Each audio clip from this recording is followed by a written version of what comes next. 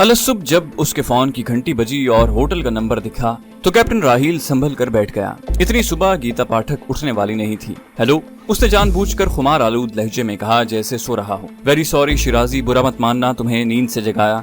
मुझे एक जरूरी काम आन पड़ा है, तुम होटल चले आओ, नाश्ता मेरे साथ करना, उसने बड़ी लगावट से कहा और राहील का जवाब सुने बगैर फोन बंद कर दिया।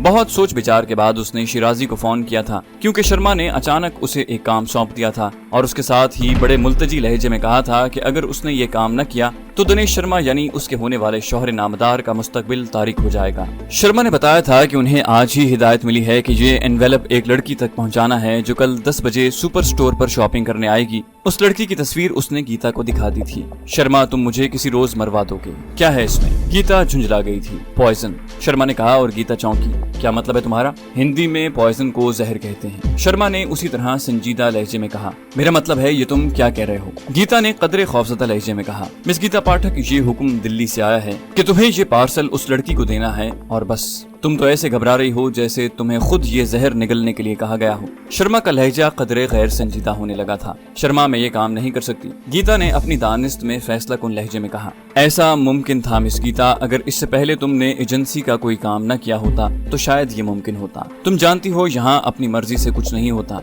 ये बड़े जालिम लोग हैं मिस गीता, जिसके लिए जिस काम का इंतखाब कर लें उसे करना ही पड़ता है। शर्मा ने इतनी संजीदगी से ये बात कही थी कि उसे अपनी रीढ़ की हड्डी में खौफ की एक लहर सरायत होने का एहसास हुआ। फिर भी अगर मैं ना चाहूँ तो? गीता ने संभल कर पूछा। कई ऑप्शन है, तुम्हें ISI के हाथों गिरफ्तार करवाया जा सकता है और उनके मुताल्लिक यकीनन तुम्हें कोई खुशफहमी नहीं होगी। तुम्हारे खिलाफ ऐसे सबूत दिए जाएंगे जो तुम्हारी सारी जिंदगी पाकिस्तानी उकूबत खानों में रखेंगे जब तक कि तुम पागल ना हो जाओ। ये भी मुमकिन है कि तुम्हें यहाँ कुछ न कहा जाए और यही सुलूक उधर तुम्हारे साथ किया जाए। जाहिर है तुम डिप्लोमेट कवर नहीं रखती, मेरा मतलब है कुछ भी मुमकिन है। शर्मा ने उसकी आंखों में झांका। एक शफाक मुस्कुराहट उसके होंठों पर नाच रही थी। गीता पाठक दूध पीती बच्ची नहीं थी। उसे इल्म था कि एक मर्तबा इस दलदल में उतरने के बाद फिर अपनी मर्जी से बाहर आने का रास्ता नहीं मिलता। वो रॉ के लिए गुज़श्ता 3 साल से छोटे मोटे काम कर रही थी, लेकिन इस नौयत का कोई काम उसने इससे पहले नहीं किया था। ना ही उसे शर्मा से उम्मीद थी कि वो उसके साथ ऐसा घटिया बर्ताव करेगा। उसने सारी जिंदगी अपनी मर्जी और आजादी से बसर की थी, लेकिन यहाँ शर्मा की बात न मानकर वो पाकिस्तानी इंटेलिजेंस के हाथों जिंदा दरगोर होना नहीं चाहती थी। इसके लिए सिवाय हाँ करने के और कोई रास्ता नहीं बचा था।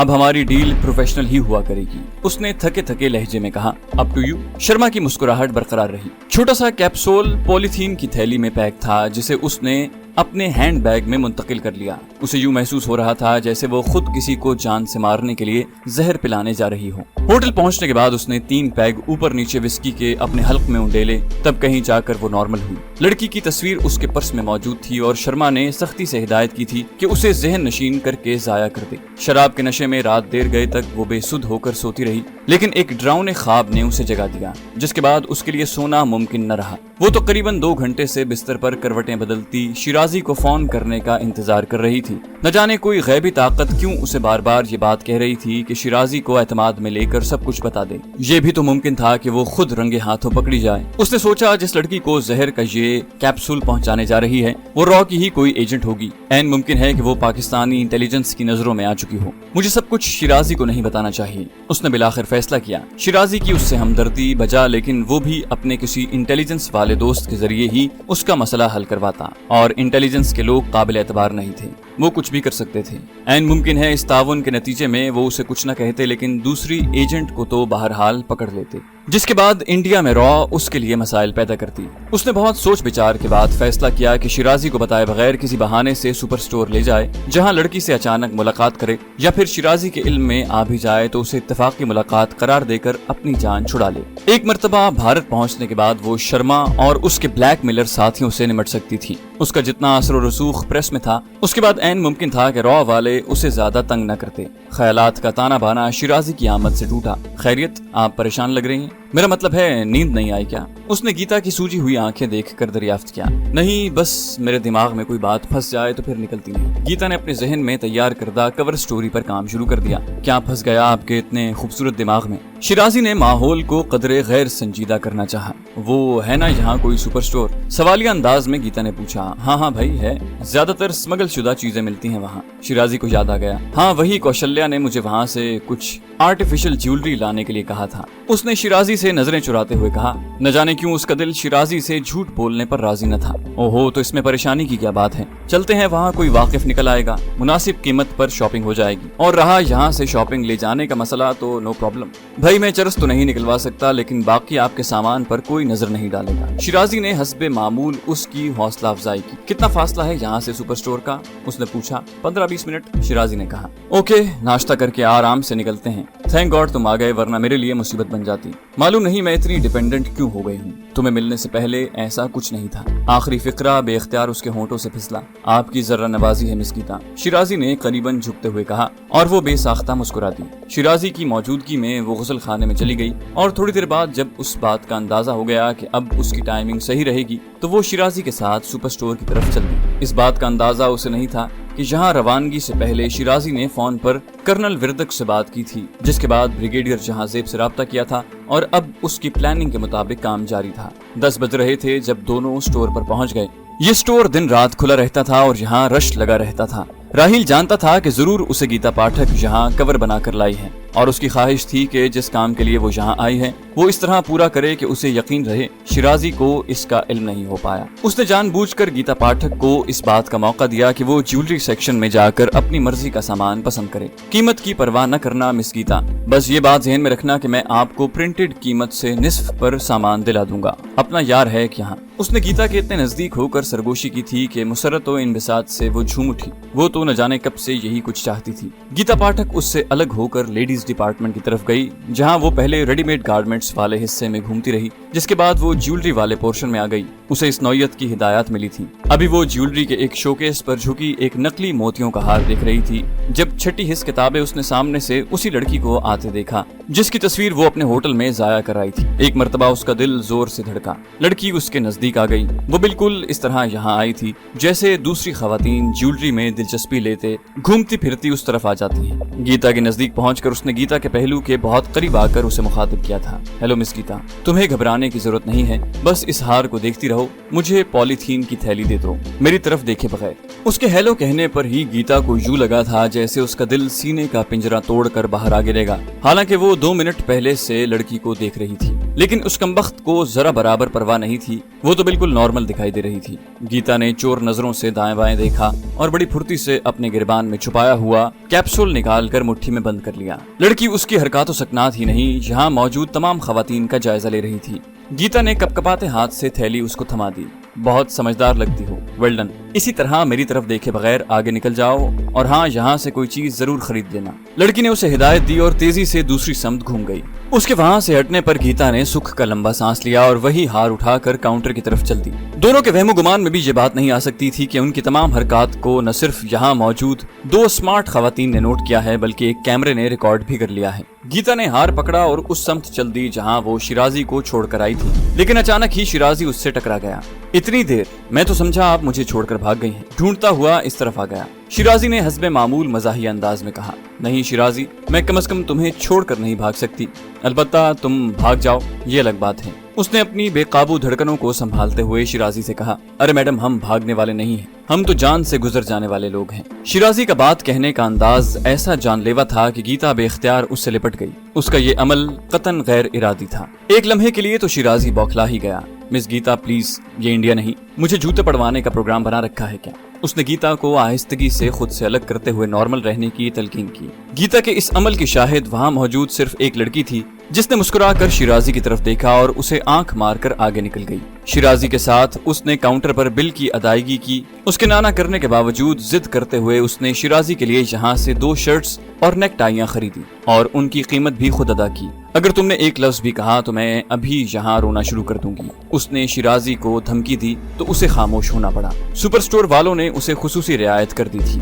दोनों बाहर आए। गीता को अपना वजूद हवा में उड़ता महसूस हो रहा था। उसने अगले ही रोज यहाँ से चले जाने का फैसला किया। हालांकि उसका वीजा अभी चंद रोज बाकी था, लेकिन अब वो अपने इस प्यारे दोस्त के लिए मजीद मसाइल पैदा नहीं करना चाहती थी। होटल की तरफ जाते हुए शिराजी के मोबाइल की घंटी बजी। यस, उसने कहा और दूसरी तरफ से कुछ सुनने लगा। इस दरमियान में वो सिर्फ हूँ हाँ ही करता रहा। गीता के पल्ले कुछ नहीं पड़ रहा था कि वो क्या कह रहा है। फिर उसने पश्तो में बात करनी शुरू कर दी और बिल आखिर फोन बंद कर दिया। खैरियत? गीता ने उसकी तरफ देखकर पूछा। नो, बिल्कुल नहीं। एक तो खुदा जाने ये बड़े भाई दुनिया में क्यों पैदा होते हैं। उसने गीता की तरफ देखकर अगली बात की तमहीद बांधी। क्यों भाई, बड़े दुखी लगते हो? गीता का मूड खुशगवार था। मैं खैर से बहन भाइयों में सबसे बड़ा हूँ। एक कजन लंदन से आ रही है और फ्लाइट एयरपोर्ट पर लैंड कर चुकी है। मुझे मोहतरमा को बच्चों समेत वसूल करके घर पहुंचाना है। उसने कहा तो गीता को दुख सा हुआ। वो चाहती थी कि अब यहाँ से भारत रवानगी तक वो एक लम्हे के लिए भी उससे जुदा न हो। नो प्रॉब्लम, मैं चली जाऊंगी होटल। गीता ने दिल पर पत्थर रख कर कहा, अरे नहीं मिस, ये कैसे मुमकिन है कि मैं आपको यहाँ उतार दूं?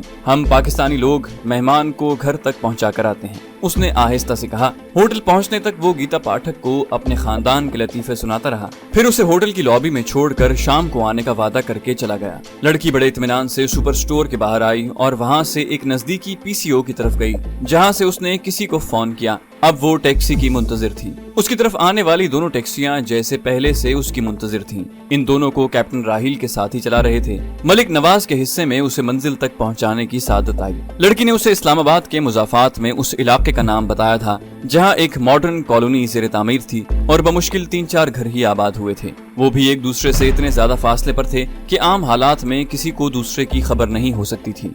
कॉलोनी से कुछ फासले पर ही टैक्सी से उतर गई। मलिक नवाज ने अपना किराया वसूल किया और आगे निकल गया। उसके 3 और साथी मोटरसाइकिल और कार पर उनके साथ ही जहां तक पहुंचे थे, जो मुख्तलिफ रास्तों से लड़की की निगरानी कर रहे थे। लड़की चलती हुई जहां से 2 फरलांग दूर वाक़े एक कोठी तक पहुंची और अंदर चली गई। उसके घंटी बजाने पर जिस बारिश नौजवान ने दरवाजा खोला था, आंखों से दूरबीन लगाए इंस्पेक्टर खावर शाह को वो कुछ जाना पहचाना चेहरा लगा और उसने अपना जहन पर जोर देना शुरू कर दिया। अचानक ही एक कौंधा उसके दिमाग पर लपका। उसे याद आ गया कि इस नौजवान को उसने पीरजादा के यहाँ 2-3 मरतबा देखा है। उसने फौरन ही मोबाइल पर कैप्टन राहील से राब्ता कायम करके अगली हिदायत तलब कर ली थी। कैप्टन राहील उस वक्त टास्क फोर्स के साथ मौजूद था। ब्रिगेडियर जहांजेब की कमान में कायम होने वाली इस इमरजेंसी टास्क फोर्स ने लीजा मार्टिन को बरामद करने की जिम्मेदारी उठाई थी। उन्हें उम्मीद थी कि कैप्टन राहील जिस तरह इंडियन हाई कमीशन नेटवर्क और गीता के नजदीक पहुंच चुका है, वहां से जरूर कोई बड़ा सरप्राइज सामने आ सकता है। कैप्टन राहील की टीम की तरफ से पुरस्कार लड़की के मुताल्लिक पल पल की इत्तला यहाँ वसूल हो रही थी। सुपर स्टोर में मौजूद टीम ने गीता पाठक को अपने गिरबान से कोई शय निकाल कर उस लड़की को थमाते हुए देख लिया था और इस मंजर को फिल्मा भी लिया था। उस वक्त ब्रिगेडियर जहांजेब दोबारा उस फिल्म को चलाकर देख रहे थे।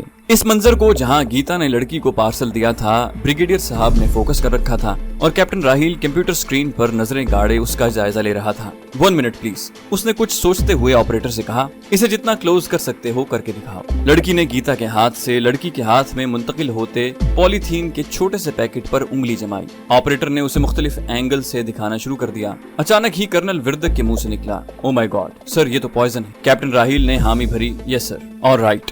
ब्रिगेडियर जहांजेब कुछ सोचने लगे। गीता पाठक ने उस लड़की को पॉइजन किस लिए दिया है? अगर उसे जहर दरकार था तो यहाँ भी बआसानी मिल सकता था। कोई खास किस्म का जहर तो नहीं है। उन्होंने बड़बड़ाने के अंदाज में बात कहनी शुरू की और कुछ देर बाद ही वो एक नतीजे पर पहुंच चुके थे। कैप्टन राहील, एसएसजी के साथ रेड करो। अगर मेरा अंदाजा सही है तो आज रात हम लीजा मार्टिन को बरामद कर लेंगे, बट बहुत मोहतात होकर।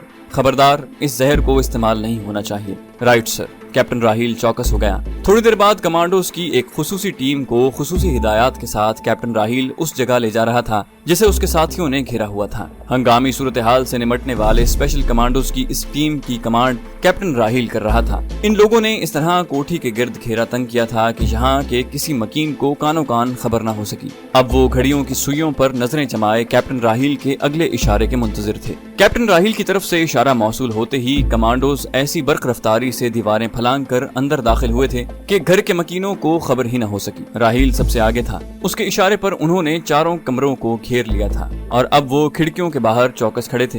अगले इशारे पर वो बंद खिड़कियों के शीशे तोड़कर इतनी तेजी से अंदर दाखिल हुए कि यहाँ मौजूद अब्बास, कमांडर रशीद, नबीला और उनके 2 और साथियों को जो आज ही यहाँ पहुंचे थे संभलने का मौका ही न मिल सका। लीजा मार्टिन को अपने साथ देखकर कैप्टन राहील ने एक लम्हा तौक़ुफ़ किए बगैर अपने सेट से मैसेज दे दिया था। टारगेट हिट सर, उसने करीबन चीखते हुए कहा। अचानक हासिल होने वाली इस कामयाबी ने उसके चेहरे का रंग ही बदल दिया था।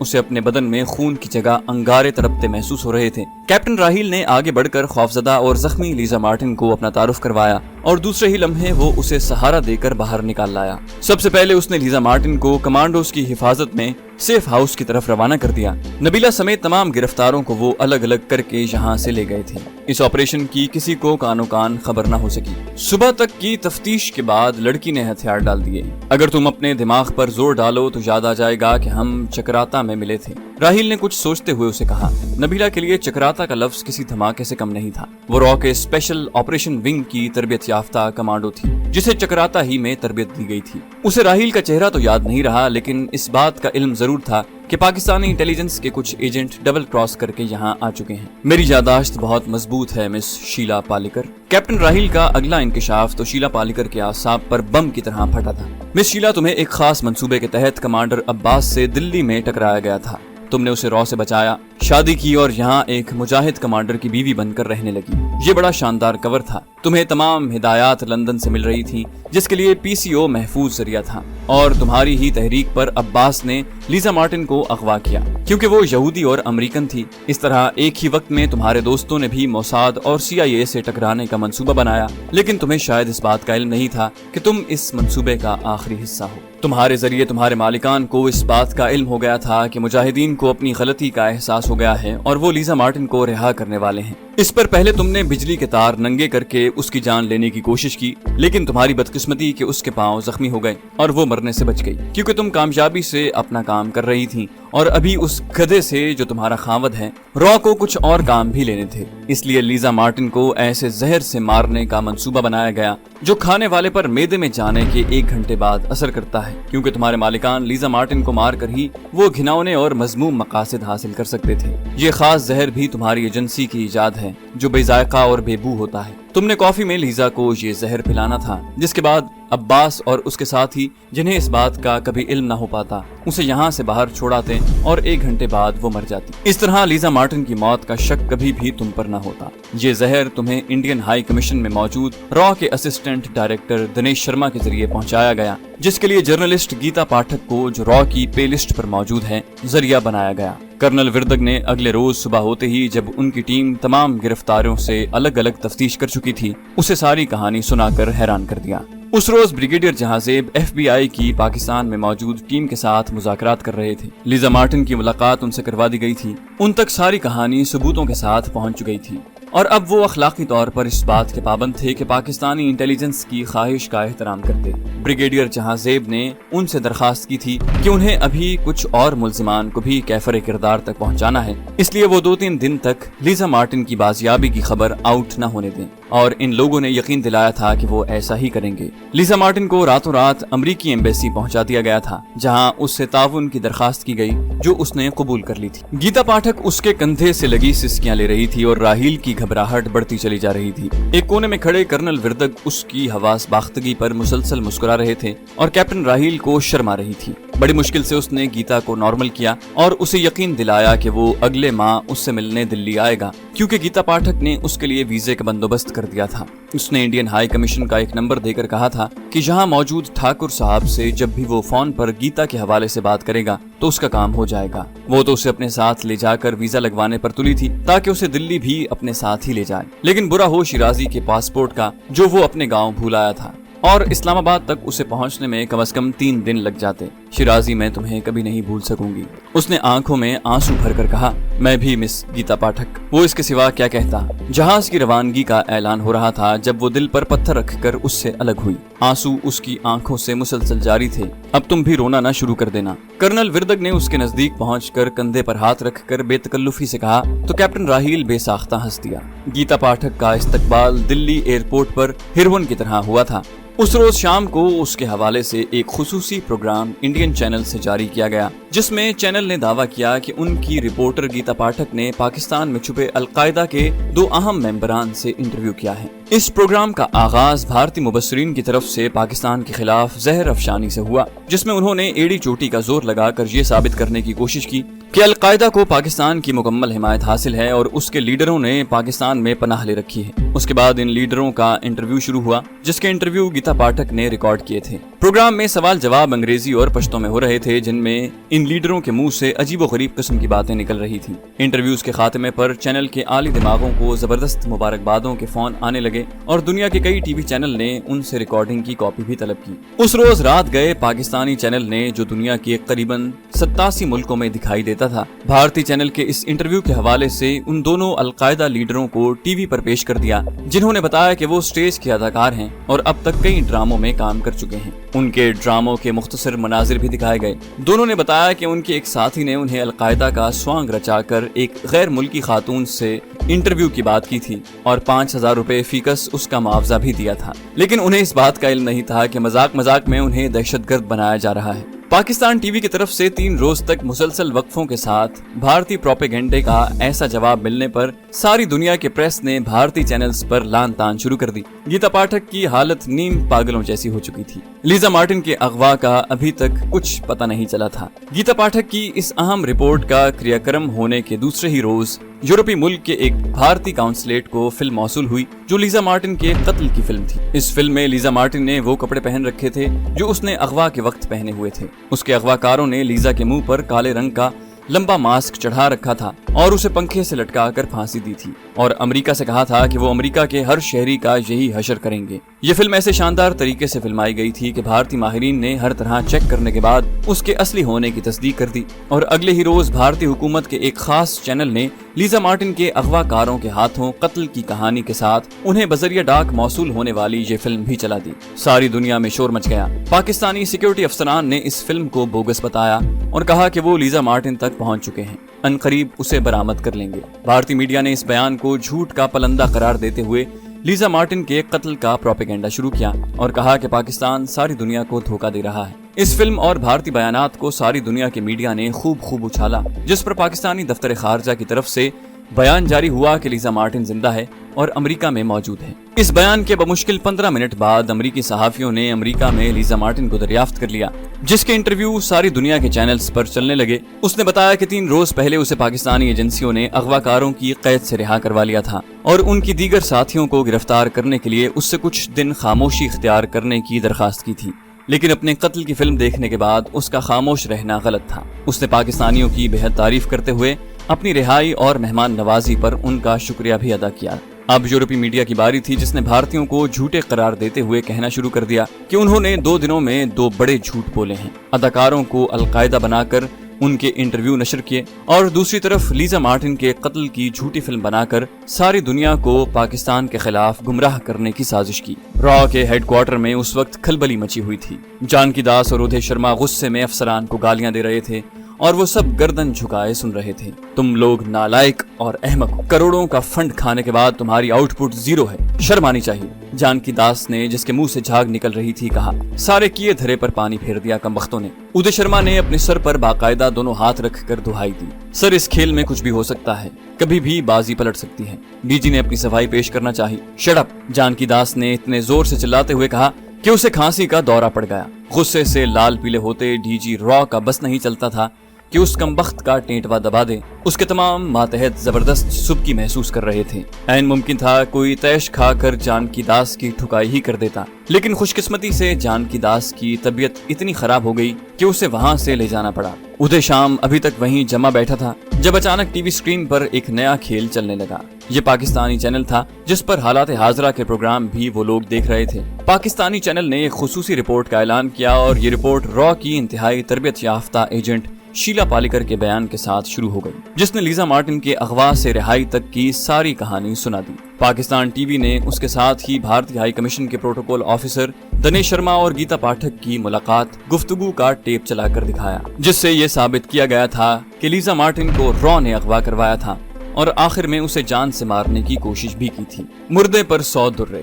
امریکن میڈیا نے لیزا مارٹن سے انٹرویو کیا، جس نے شیلا پالیکر کو سائقہ کے نام سے پہچان لیا اور اس کی اپنے ساتھ ہونے والی زیادتیوں کی ساری کہانی بھی سنا دی۔ اس نے بتایا کہ دوسرے اغوا کاروں کے برعکس شیلا پالیکر نے اسے قتل کرنے کی بھی کوشش کی تھی۔ اس خصوصی رپورٹ کے بعد بھارتی میڈیا کو جیسے سانپ سونگھ گیا۔ جنرل صاحب خود میٹنگ میں موجود تھے اور بریگیڈیئر جہاں زیب انہیں بریفنگ دے رہے تھے۔ انہوں نے کیپٹن راحیل خان کا تعارف کرواتے ہوئے اس کی مساعی سے جنرل صاحب کو آگاہ کیا تو وہاں موجود افسران اس کے لیے 2 منٹ تک مسلسل تالیاں بجاتے رہے۔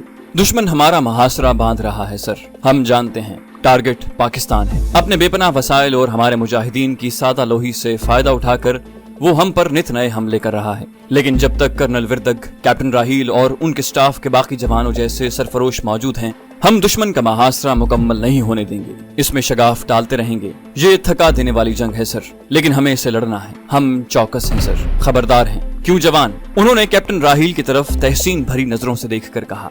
यस सर, कैप्टन राहील ने तन कर जवाब दिया। उसे जिंदगी में पहली मर्तबा फख्र का एहसास हुआ था। Well done captain, well done. General साहब ने उसकी तरफ देखकर मुस्कुराते हुए कहा, वेल डन। चैनल को सब्सक्राइब कीजिए और बेल आइकन पर क्लिक कीजिए ताकि आपको तमाम वीडियोस फौरन मिलती रहें।